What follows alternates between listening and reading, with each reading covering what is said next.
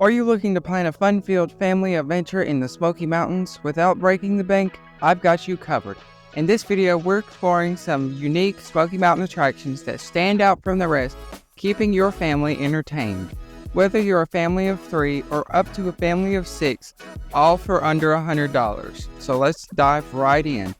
And if you enjoy the video, be sure to hit that like button and subscribe for more fun family adventures. Explore the stunning underground world of the Forbidden Caverns. This guided tour offers both natural beauty and historical insight. The prices are for 13 and up is $25. For 5 through 12, it's $15. For 4 and under, it's free. Next, let's look at some reviews. First, a positive review, then a negative review. Had an amazing adventure into the Forbidden Caverns. This is a fascinating excursion for all ages. The tour was just under an hour with lots of beautiful things to see about 200 feet underground. The guide was seemingly a bit grumpy, but we did our best to not let it sully the visit. There are a few points on the tour that may not be good if you're claustrophobic. If you're going with a family, make sure to have well-behaved children. It is a very strict do not touch policy, as the oils on your hand will damage the growth of the stalactites and stalagmites. If you are looking for a unique, fun experience, this is the one to remember. Mike, 5 stars. The customer service was terrible. We came with our family, 3 kids included. Towards the end of the tour guide turned the lights off on us with sleeping infants in our arms and slopes to walk through. That was very rude. When we tried to let the tour guide know about it, he was very rude and seemed to not care about customer service or our concern. The front desk lady just told us to have a nice day. Maria, 1 star. The Forbidden Caverns is a cool place if you enjoy nature or history. I loved exploring the underground formations. It kind of felt like stepping into another world, and the guided tour kept it interesting and told some cool facts about the Smoky Mountains. I definitely recommend it for families looking for a unique indoor experience away from the usual outdoor attractions. Now that we've explored the deep undergrounds of the Smokies, let's soar to the tops of the mountains with the Alpine Coaster. Even if you don't know what the Alpine Coaster is, I'm sure you've seen this billboard on the Pigeon Forge Strip. The Alpine Coaster in Pigeon Forge delivers an exhilarating ride through the Smoky Mountains, letting guests control their speed on a scenic downhill track. It's a thrilling experience, perfect for families and adventure seekers alike. Okay, so let's go over the cost. For adults, it's $18. For an adult with military ID, it's $16. For children aged 7 to 12, it's $14, and you must be 56 inches to ride alone. Children aged 3 through 6 is $6. You must be at least 3 foot 8 inches tall and 3 years old to ride with someone at least 16 years old, and you must be 16 years old to have a passenger.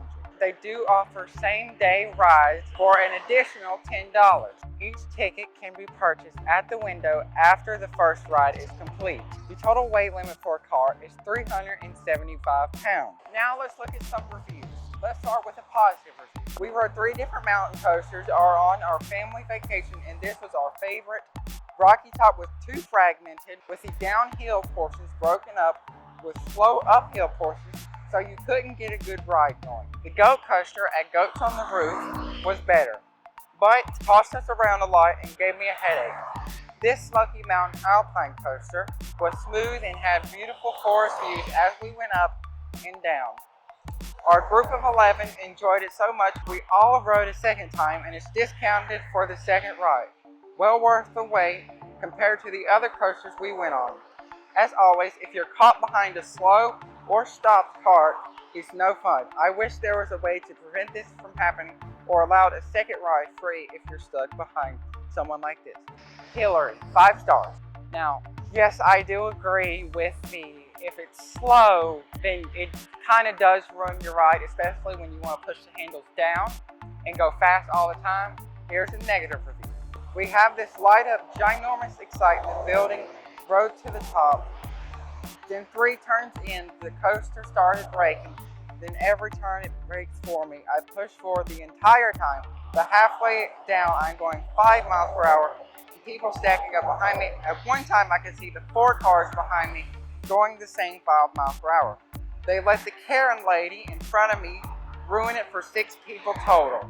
We all demanded our money back, and they all would give us a free ride that must be used within 2 days. What a complete ripoff. This thing is hot garbage, save your money. This is complete trash. Go to Goats on the Roof or Rocky Mountain Coaster. They are both the real deal. This one is complete J, 1 star. So, when I was riding it, I did notice that the coaster was braking. It never was braking to 5 miles an hour. I have rode the Rocky Top Mountain Coaster, Goats on the Roof Coaster, and one of the coasters on Anarchista. None of them come close to this. Sure, it's a bit boring as you first go up, but as Hillary was saying, it was much more fun going up for a little while, and then you get to ride the whole way down instead of at the Rocky Top Mountain Coaster. You went up the hill, then you went down, and you went up another hill, then you went down, up another hill, down, and so on and so forth. I have to give it to Rocky Top. It is a long coaster, but if you want to have a long coaster, it has to be enjoyable and not up and down and up and down. Next up, we're heading to an attraction you might recognize as you enter Gatlinburg, Hillbilly Golf, one of the most unique mini golf experiences in the Smokies. At Hillbilly Golf, you ride a tram up the mountain and play a quirky hillbilly-themed mini golf course that's fun for all ages. With creative obstacles of like I've never seen before, this mini golf adventure offers a one-of-a-kind experience. Starting up is $14.50, 4 through 12, $10.50. 3 and under is free, 60 and up is $12.50, and military and first responders is also $12.50. And if you want to play a second game, it is an additional $6.50 plus tax for each player. Next, let's look at some reviews. I've never played mini golf on a course like this, and I mean that in the best way possible. After purchasing tickets, you grab the ball and club and take the lift up the side of the mountain. From there, you choose the course from the right or the left, and each hole moves you slowly downhill. A lot of the holes were pretty standard, but the decorations was cute, and it was so gosh darn pretty being among the trees. We loved the Plinko hole and cracked up at the last hole that takes your ball into an outhouse. Good family fun. Depending on the time of year, you may have to wait a while to get in, but it seems like people cycle through pretty consistently. It helps that you have 2 courses. And as a bonus, you can get your scorecard stamped to get a discounted round if you come back within the next couple of days. Marin, 5 stars. Now let's look at a negative review. Waste of money. Here's why. When the best part of the experience is the 45-second pulley cart ride up to the top of the hill, you know you're in for some subpar golfing.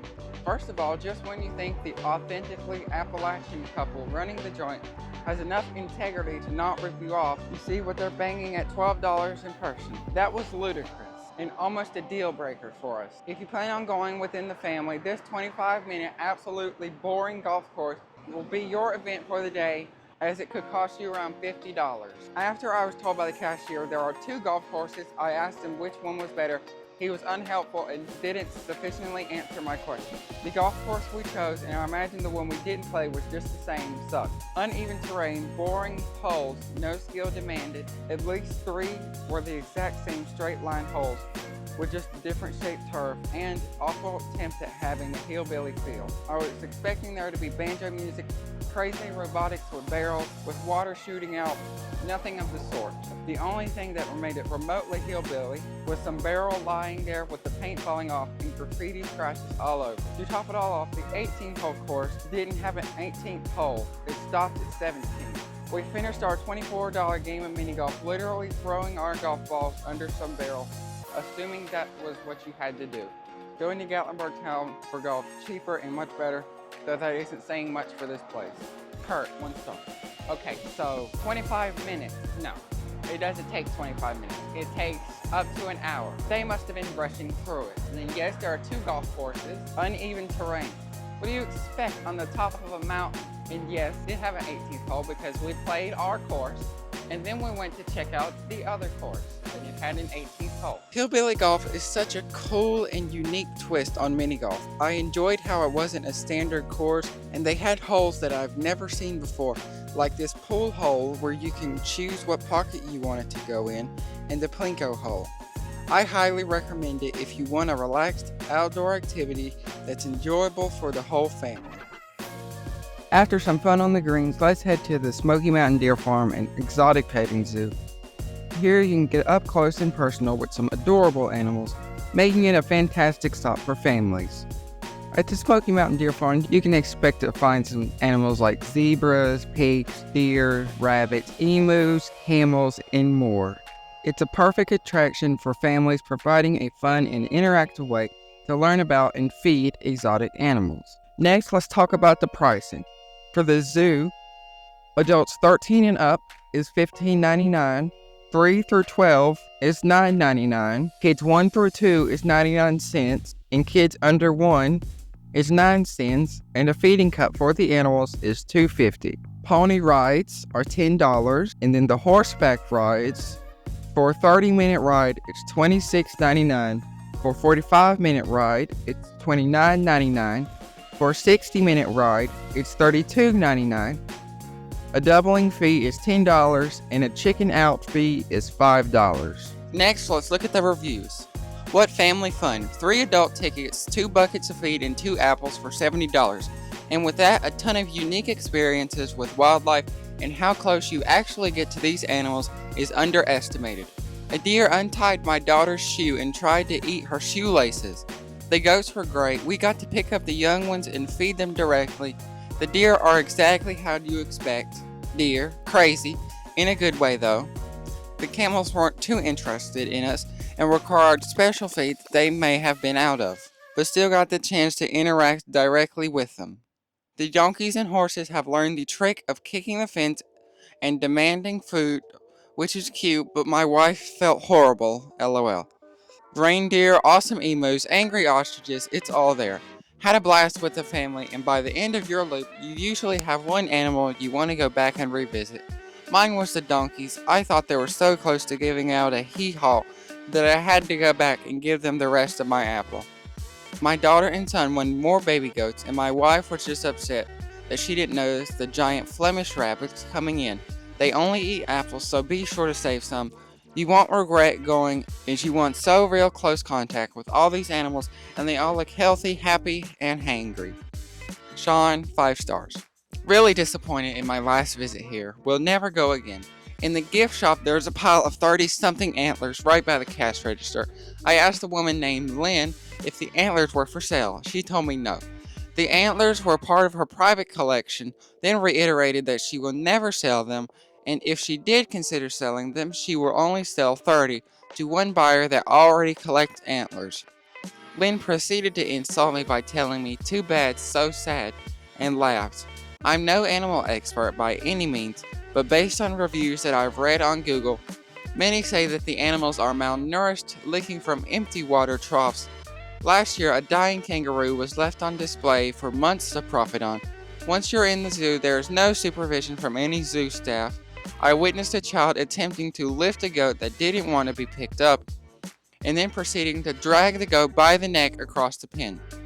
Also, there were rats, and I mean large rats, everywhere, which wasn't the case when I visited last year. The zoo looks like a place Joe Exotic would be running. Need I say more? Cullen, 1 star. No, the antlers are not part of her private collection. That is when the deer sheds for the season. They were there when I went for the first time, and she was just being rude. How rude! And also, no, the animals were not malnourished. They were not licking from empty water troughs. They had water, they had food. When I was there, I saw one of the zoo staff taking care of one of the animals, giving it food. To wrap up our day, we're bouncing over to TopJump, an indoor trampoline park that promises endless fun. Whether you want to jump, flip, or just have a great time, this is the perfect way to end our adventure. TopJump has trampoline, a Ninja Warrior course, dodgeball, and a dedicated toddler zone. It's a great way to keep the entire family active while having fun, with options for all age groups. Let's look at the prices. An all-day ticket is $34.99. An all-day ticket to the toddler zone is $27.99. A 90-minute ticket is $22.99. The 90-minute ticket to the toddler zone is $15.99. Now, you do not have to buy the all-day pass.